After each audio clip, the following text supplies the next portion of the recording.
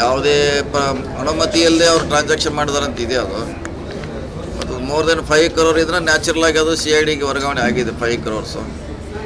So ಇನ್ನು CID ಅವರು ತನಿಖೆ ಮಾಡಿ ಅದರಲ್ಲಿ ಏನೇನು ಲೋಪದೋಷಿದೆ, ಯಾವ ಪರ್ಮಿಷನ್ ಇದೆ, ಯಾವುದು ಇಲ್ಲ, ಅಷ್ಟೆಲ್ಲ ಹೇಳಿದಂಗೆ ಅಷ್ಟು ಸಾವಿರಾರು ಕೋಟಿ ಇದೆ ಅದರಲ್ಲಿ. ಇದೆಲ್ಲ ತನಿಖೆ ಮಾಡಲಿಕ್ಕೆ ಒಂದೇ ದಿವಸದಲ್ಲಿ ಆಗೋಲ್ಲ. ಸೊ ತನಿಖೆ ಮಾಡಿ ಮುಂದಿನ ಸ್ಟೆಪ್ ತಗೋತಾರೆ.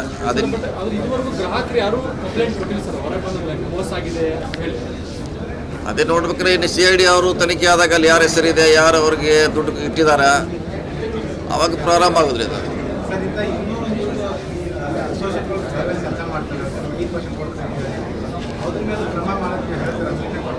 ಅಲ್ಲ ಇದ್ದೇ ಇದೆ ಅಂತ ಭಾಳಷ್ಟು ಇದೆ. ಮೋಸ ಮಾಡಲಿಕ್ಕೆ 1 ತಿಂಗಳಲ್ಲಿ ಡಬಲ್ ಕೊಡ್ತೀವಿ, ವರ್ಷದಲ್ಲಿ ಡಬಲ್ ಕೊಡ್ತೀವಿ ಅನ್ನೋ ಮಂದಿ ಇದ್ದಾರೆ ಅಂತ ಗೊತ್ತಾದ ತಕ್ಷಣ ಪೊಲೀಸರಿಗೆ ಗಮನಕ್ಕೆ ತರಬೇಕು. ಸರ್, ಇದೊಂದು ರಾಜಕೀಯ ಪ್ರೇರಿತ ಅನ್ನುವಂಥದ್ದನ್ನು ಕೂಡ ಕೆಲವೊಂದಿಷ್ಟು ಮಾತುಗಳು ಕೇಳಿ ಬರ್ತಾ ಇದ್ದಾರೆ.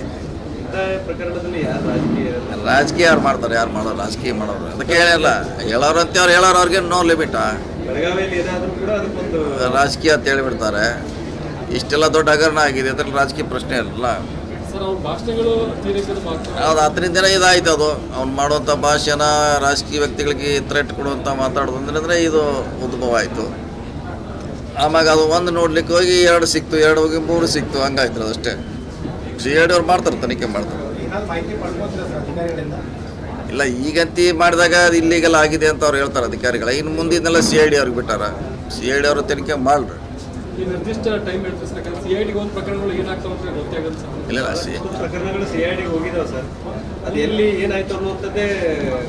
ಇಲ್ಲ ಸಾಕಷ್ಟಕ್ಕೆ ಮಾಡಿದ್ದಾರೆ. ಮಾಡಿ ಚಾರ್ಜ್ ಶೀಟ್ ಹಾಕಿದ್ದಾರೆ. ಸುಮಾರನ್ನು ಒಳ್ಳೆ ರೀತಿ ಮಾಡಿದ್ದಾರೆ. ಇದು ಕೂಡ ನ್ಯಾಚುರಲ್ ಆಗಿ 5 ಕೋಟಿ ಅಬೌವ್ ಇರೋದ್ರಿಂದ ನ್ಯಾಚುರಲ್ ಆಗಿ ಇದು CIDಗೆ ಹೋಗಿ ಹೋಗ್ತದೆ. ಅವರೇ ಮಾಡಬೇಕು. 35,000 ಜನ ಅದರಲ್ಲಿ ಹೂಡಿಕೆ ಮಾಡಿದ್ದಾರೆ ಅನ್ನುವಂಥದ್ದಿಗೆ ಇಲ್ಲ, ಪ್ರಾಥಮಿಕ ಅಂತ ಹೇಳಿದಾರೆ, ಗೊತ್ತಿಲ್ಲ ಎಷ್ಟಿದೆ ಎಕ್ಸಾಕ್ಟ್ಲಿ. ಅದೇ 1-2 ಸಲ ಹುಡುಕ್ಲಿಕ್ಕೆ ಆಗೋಲ್ಲ ಎಷ್ಟಿದಾರಂತ. ಸೊ ಅದು ಆಗಿದ್ದಂತೆ ನಿಜ, ಪ್ರಶ್ನೆ ಇಲ್ಲ. ಜಾಸ್ತಿ ಇಂಟ್ರೆಸ್ಟ್ ಕೊಡೋಕೆ ಯಾರಿಗೂ ಸಾಧ್ಯ ಆಗೋದಿಲ್ಲ. ಇವ್ರು ಹೆಂಗೆ ಕೊಡ್ತಾ ಇದ್ದಾರೆ ಇವೆಲ್ಲ ತನಿಖೆ ಆಗಬೇಕಲ್ಲ. 10 ಲಕ್ಷಕ್ಕೆ 3 ಲಕ್ಷ, 3,000, 4,000 ಪ್ರತಿ ತಿಂಗಳ ಕೊಡ್ತಾರೆ ಅಂತಾರೆ. ಇದನ್ನ ಚೆಕ್ ಮಾಡಬೇಕು.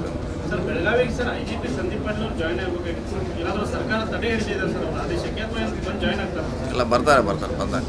ಸರ್, ಇತ್ತೀಚೆಗೆ ಬೆಳಗಾವಿ ಮಹಾನಗರ ಪಾಲಿಕೆ ಸಭೆ ಬೆಳಗಾವಿ ಕರ್ನಾಟಕದ್ದು ಅಂತೇಳಿ ಠರಾವ್ ತೊಗೊಳಕ್ಕೆ ಇವರು ಹಿಂದೇಟ್ ಆಗ್ತಾ ಇದ್ದಾರೆ. ಏನಾದರೂ ಬಂದಿದೆ ಸರ್ ಇದು ವಿಚಾರ?